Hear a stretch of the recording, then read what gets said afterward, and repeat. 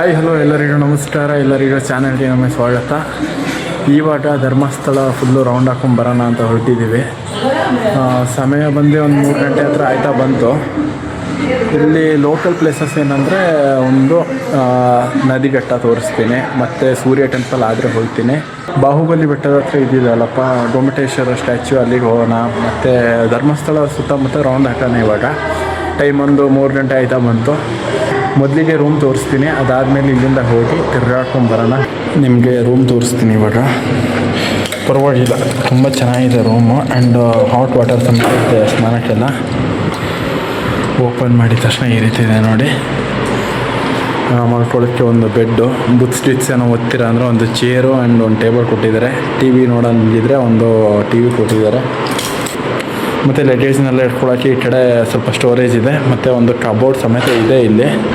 But ನಾನು ಕಬೋರ್ಡೆಲ್ಲ use ಮಾಡಲ್ಲ, ಯಾಕಂದರೆ ಇಡೋದು ಚೆಂದ, ಹೋಗುವಾಗ ಮರ್ತು ಹೋಗ್ಬಿಡ್ತೀವಿ ಅರ್ಜೆಂಟಲ್ಲಿ, ಹಾಗಾಗಿ. ಮತ್ತು ವಾಶ್ರೂಮ್ ಸಮೇತ ಅಷ್ಟೇ ನಿಮಗೆ ಕ್ಲೀನಾಗಿದೆ. ಹಾಟ್ ವಾಟರ್ ಫೆಸಿಲಿಟಿ ಸಮೇತ ಇದೆ ವಾಶ್ರೂಮಲ್ಲಿ. ಪರವಾಗಿಲ್ಲ, 1000 ರುಪೀಸ್ಗೆಲ್ಲ ಒತ್ತಿದೆ ಅಂತ ಹೇಳ್ಬೋದು. ಮತ್ತು ಹೊರಗಡೆ ಬಾಲ್ಕನಿ ಇದೆ, ಬಾಲ್ಕನಿ ಸಮೇತ ಹೋಗ್ಬೋದು, ತೋರಿಸ್ತೀನಿ ರೀ.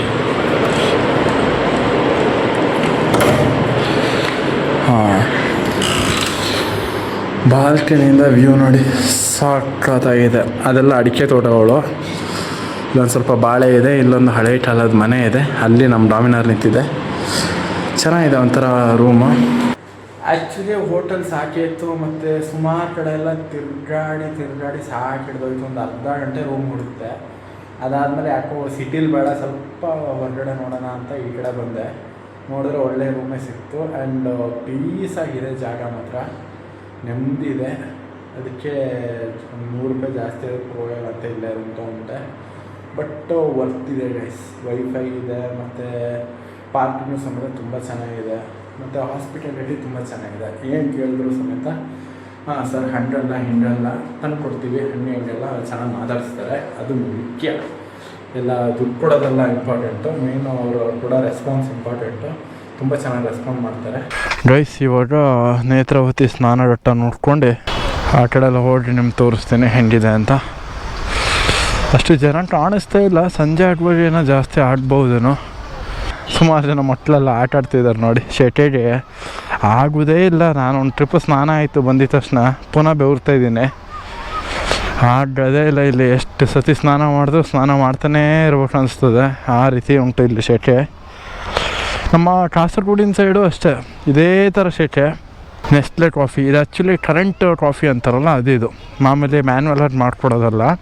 ಬಟ್ ಏನೇ ಹೇಳಿ ಮ್ಯಾನ್ಯುವಲಾಗಿ ಮಾಡಿ ಕುಡಿದ್ರೇ ಅದೊಂಥರ ಕಿಕ್ಕು ನೋಡಿ. ಇದೆ ಸ್ನಾನದ ಘಟ್ಟ, ಇದು ನೇತ್ರಾವತಿ ಸ್ನಾನದ ಘಟ್ಟ ಅಂದರೆ ಇದೆ. ಯಪ್ಪ ದೇವರು, ಚಪ್ಪಲಿ ಹತ್ತ ಬಂದರೆ ಕಾಲು ಸುಟ್ಟೋಗ್ಬಿಡ್ತದೆ ಆಯಿತಾ. ನೀರು ಫೋರ್ಸ್ ತುಂಬ ಕಮ್ಮಿ ಇದೆ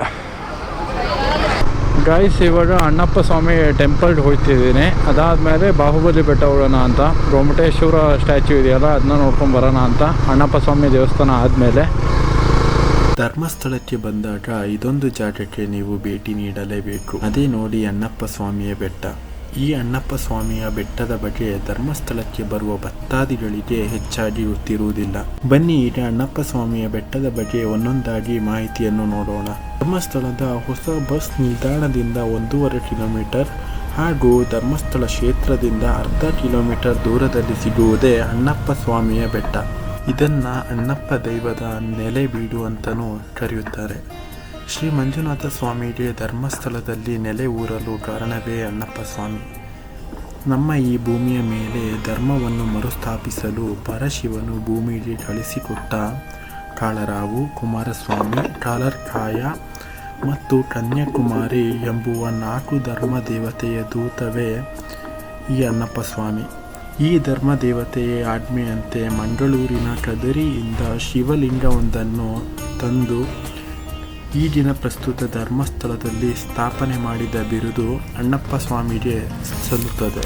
ಹಾಗೆ ಅಣ್ಣಪ್ಪ ಸ್ವಾಮಿ ಅವರು ತಂದ ಶಿವಲಿಂಗ ಇದು ಶ್ರೀ ಮಂಜುನಾಥ ಎಂದು ಕರೆಯುತ್ತಾರೆ. ನಂತರ ಅಣ್ಣಪ್ಪ ದೈವವು ಇನ್ನಿತರ ಧರ್ಮ ದೇವತೆಯರೊಂದಿಗೆ ಅಣ್ಣಪ್ಪ ಬೆಟ್ಟದಲ್ಲಿ ನೆಲೆಯೂರಿದ್ದಾರೆ. ಇವರನ್ನು ಧರ್ಮಸ್ಥಳ ಕ್ಷೇತ್ರದ ರಕ್ಷಕ ಎಂದು ಕರೆಯುತ್ತಾರೆ. ಭಕ್ತರಿಗೆ ಅಣ್ಣಪ್ಪ ಸ್ವಾಮಿಯ ಮೇಲೆ ಎಷ್ಟು ಭಕ್ತಿ ಇದೆಯೋ ಅದೇ ರೀತಿ ಭಯ ಸಮೇತ ಇದೆ. ಪ್ರತಾಪದಲ್ಲಿ ಅಣ್ಣಪ್ಪ ಸ್ವಾಮಿಯು ಧರ್ಮ ದೇವತೆಗಳಿಗಿಂತಲೂ ಒಂದು ಕೈ ಮೇಲು. ಬೆಟ್ಟದ ಮೇಲೆ ಅಣ್ಣಪ್ಪ ಸ್ವಾಮಿಯ ದೇವಾಲಯ ಮತ್ತು 4 ಧರ್ಮ ದೇವತೆಯ ಗುಡಿಗಳು ಇದೆ. ಕೇರಳ ವಾಸ್ತುಶಿಲ್ಪದಲ್ಲಿ ಇರುತ್ತದೆ ದೇವಾಲಯ. ಅದನ್ನು ಮರ ಮತ್ತು ಲೋಹ ಮತ್ತು ಕಲ್ಲುಗಳಿಂದ ನಿರ್ಮಾಣಗೊಂಡಿದೆ. ಮತ್ತು ಇದೊಂದು ವಿಷಯ ಭಕ್ತಾದಿಗಳಲ್ಲಿ ಗೊತ್ತಿರುವುದಿಲ್ಲ.